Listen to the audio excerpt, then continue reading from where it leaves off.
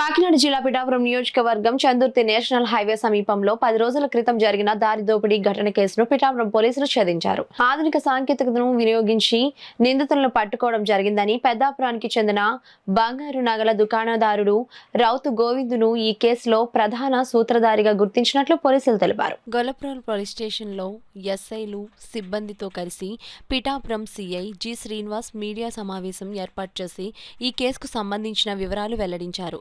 నిందితులు 5గురు పెద్దాపురానికి చెందినవారని, వారిని అరెస్ట్ చేసి దోపిడీకి గురైన బంగారం, వెండిని స్వాధీనం చేసుకున్నట్లు సిఐ శ్రీనివాస్ చెప్పారు.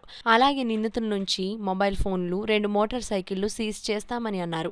సమావేశంలో గొల్లప్రోలు, పిఠాపురం టౌన్ రూరల్ ఎస్ఐలు రామకృష్ణ, మణికుమార్, జానీ బాషా, కానిస్టేబుళ్లు అమ్మిరాజు, రవి, శ్రీనివాసరావు పాల్గొన్నారు.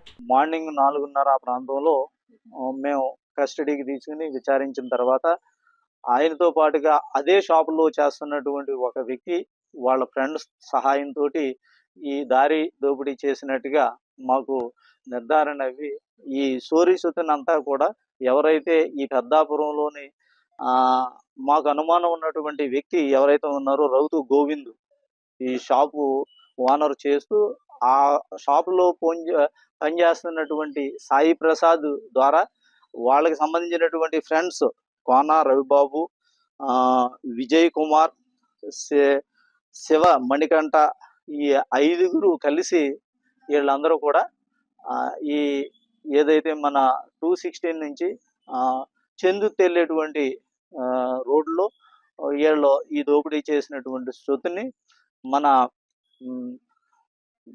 ఏదైతే జల్లూరు అవుట్కట్స్ ఏదైతే సామర్లకోటకి దగ్గరలో ఉన్నటువంటి ఏరియాలోని ఒక పాడు పడిపోయినటువంటి ఒక పాకలో దాచిపెట్టడం, దాచిపెట్టినటువంటి దాన్ని వాళ్ళు 5గురు వచ్చి